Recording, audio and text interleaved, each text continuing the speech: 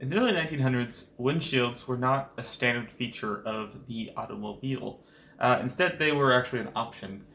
These windshields were constructed out of flat pieces of glass and could fold down out of the way if they got dirty. Not too long after that, every car on the road had a nice big piece of safety glass in front of the driver to protect them from the wind, bugs, or angry ex-girlfriends with baseball bats. When the Pinto was first introduced, the windshield was held in place with a thick rubber gasket that went around the perimeter of the glass. And in 1979, Ford decided to glue the glass into place with a urethane adhesive. This was not only safer and stronger, but it allowed for a bigger piece of glass to give slightly bit more visibility.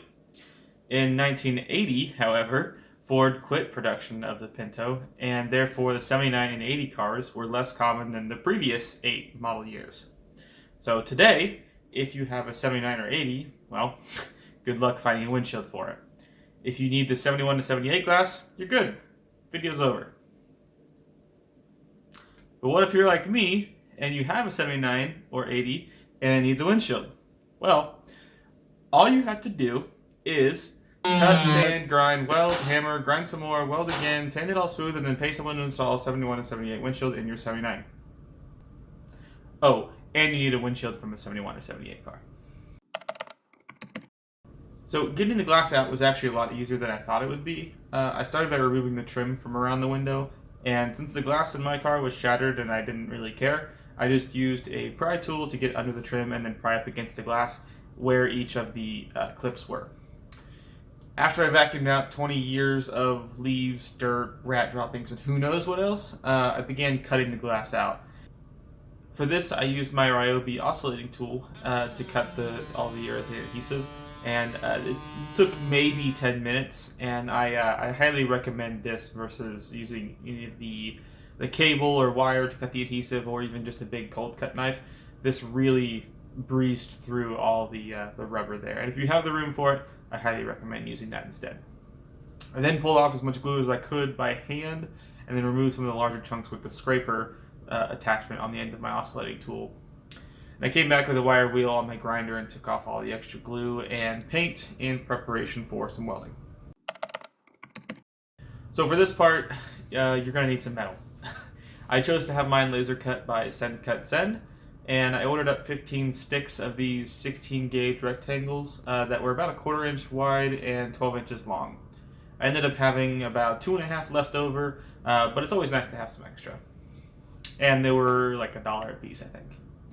So next there were some overlapping pieces of metal that I assumed were used to align the sheet metal when the car was being assembled, but it kind of poked up into the frame. So I ground those down, and so that way the new strips could sit flush with the surrounding metal. Then I just started working my way around the opening, using a magnet to hold the strip flush, and then tacking the ends of it and tapping the metal into shape with a hammer. The corners got a little tricky, but I was able to tack those into place and then kind of get the arc with the hammer there. I followed that up by placing several tacks along each strip so that it was either mostly or fully welded to the structure. And yeah, don't come at me for my welds. I was using a flux core, and I'm not, nor have I ever claimed to be a good welder. Besides, we're going to grind this smooth anyway, pretty much. So I worked my way around the opening until I had put out about 3 fires and welded all 4 sides of the opening. This effectively shrunk the opening by 1/4 inch all the way around, or 1/2 inch in both directions for those following along at home. I then ground down my beautiful welds and admired my newly smaller hole. I test fit the glass to make sure the extra amount I added would be enough. Perfect.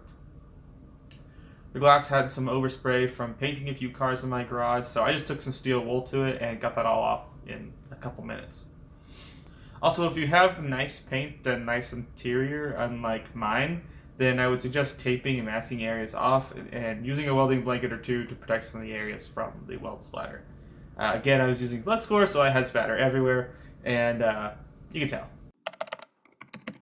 Yeah, I know. I didn't glue the glass in myself. This actually isn't my first rodeo gluing glass into a car, but it would be my second.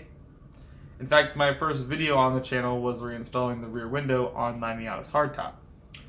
Anyway, so I didn't want to mess with it this time, so I paid a few bucks to some dudes in a van to come to my garage and stick the glass in. And I think it was worth it. They laid down primer around the opening on the ground down bare metal, and then also on the glass itself. And they laid down some butyl rubber to get the proper thickness, and then they ran a bead of urethane around that, and then set the glass in place. Once the glass was in, I popped all the clips back onto their little posts, and be very careful because you just installed fresh new glass here, and it'd be a shame to bump it too hard with a hammer and crack it. I'd suggest using a rubber mallet or a dead blow like I did, probably a rubber mallet, I just only had a dead blow.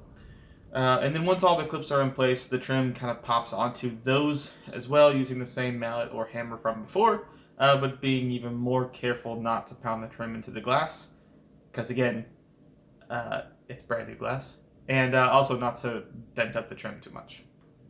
There you go, you did it. That was pretty easy.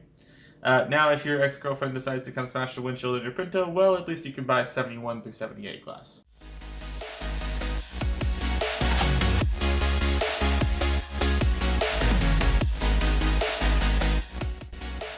Thanks, guys, for watching. See you next time.